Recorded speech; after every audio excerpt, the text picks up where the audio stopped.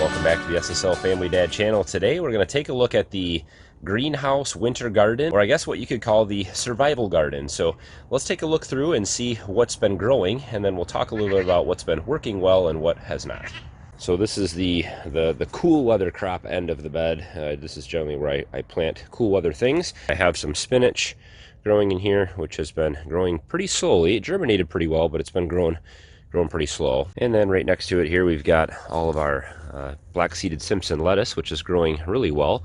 We've got some Swiss chard sprouts that came up in there. That was from some leaves and stems that I buried, and they just started growing. So we'll have to cut those out, but we've got some pretty nice lettuce growing in here. Again, things have been growing really slow. I'm going to talk about that in a little bit. And then we also have a bunch of carrots in here, which are just finally starting to get a good hold in here and starting to grow up. So you'll see a bunch of those in here.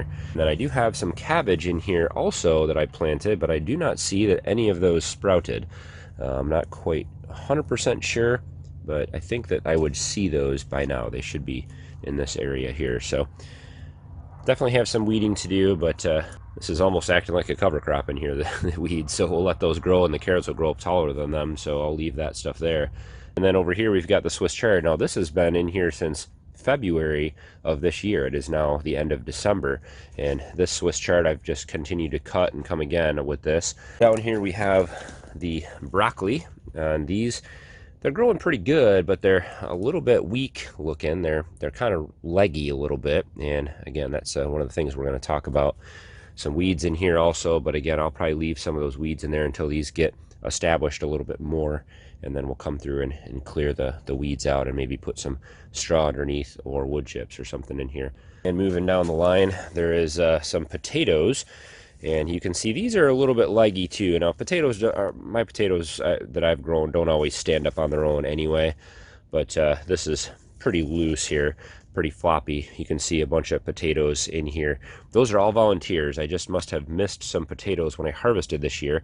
That was before I planted this citrus tree, the clementine tree and all that. So I'm not sure if I'll be able to harvest them or not in the winter. We'll see. I've never tried to grow potatoes in the winter.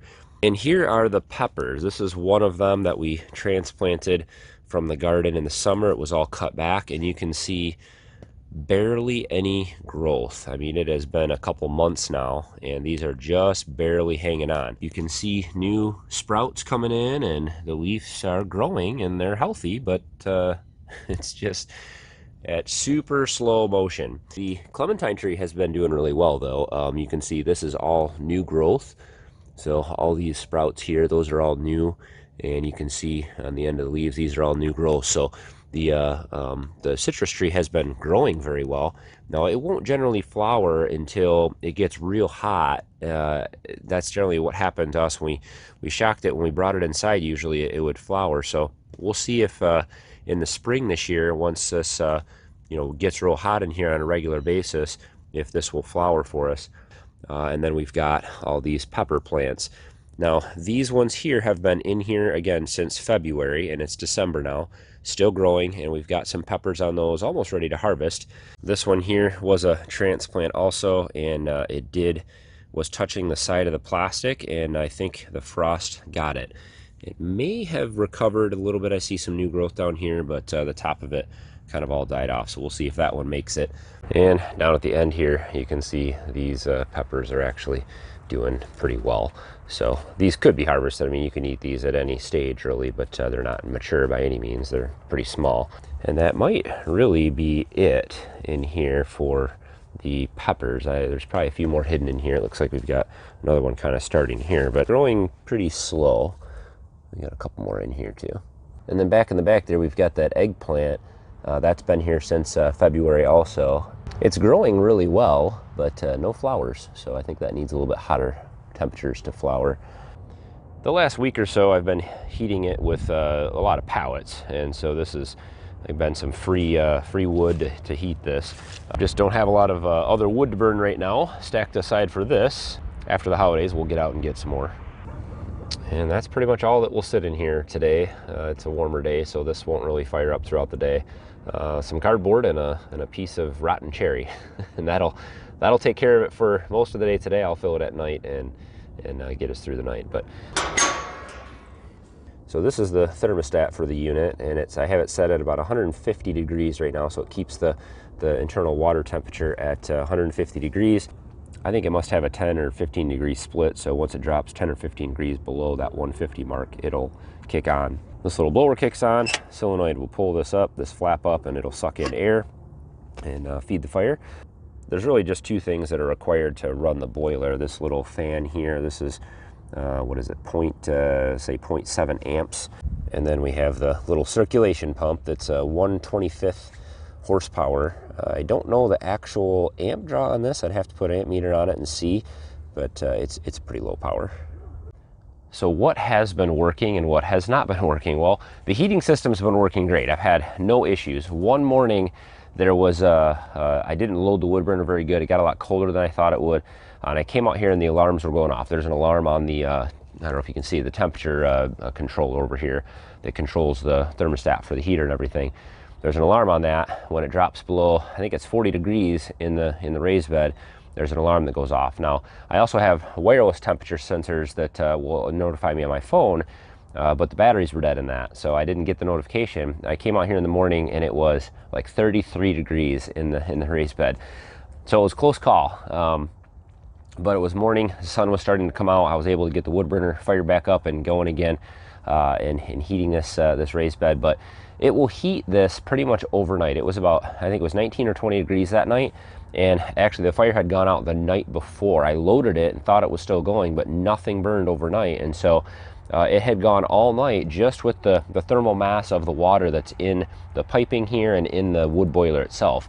That thermal mass started at about 140 degrees probably in the evening. It was probably less than that actually, because it wasn't going very well, and it lasted through the night and kept this raised bed warm. So it's pretty forgiving if the fire goes out or runs out of wood or anything like that. That thermal mass is pretty forgiving. It'll still heat this and keep it above freezing. So heat and warmth has not been an issue. I think everything's getting the heat that it needs. I keep it set at about 50 degrees, so it fluctuates between 45 and 50, and during the day it gets up 70, 80, 90 degrees in here when the sun is shining like it is today. But the issue has been, as many of you mentioned in the early season, is sunlight. I think that's really my biggest issue. Now, things aren't getting leggy, which means that I don't think that the sunlight is not strong enough. I would see things getting really leggy if things were really reaching for the sun. I don't see that that's happening. So I think the intensity of sunlight is good. So that means that I'm going through double layers of plastic here. So I've got the clear plastic on the greenhouse plus the clear plastic on the raised bed. I think you lose maybe 10 to 20% of the light each time it goes through that. But I'm still getting decent light in here. The thing that's really looking leggy is the broccoli, and broccoli gets a little bit leggy sometimes when it's young anyway. So I think that's just kind of over exaggerated because of the light situation. What I think the issue is the time of light that we have throughout the day. So, a few days ago was the shortest day of the year, December 21st, as far as sunlight is concerned. And things are going to start to get better from now on. We're going to get longer and longer days.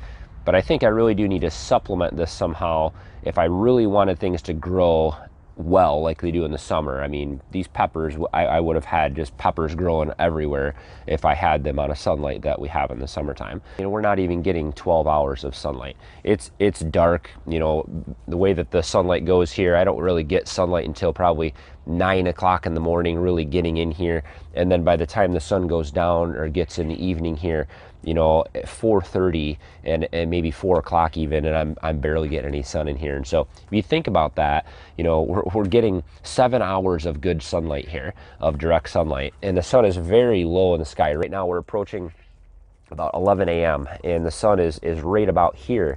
And that's about as high as it gets. I mean, it's not even breaking the tops of the trees on the south side of this greenhouse. This is the south side of this. And so, it really just stays low, and that it's only really getting direct sunlight on this side of the bed. So there's a lot of issues with sunlight.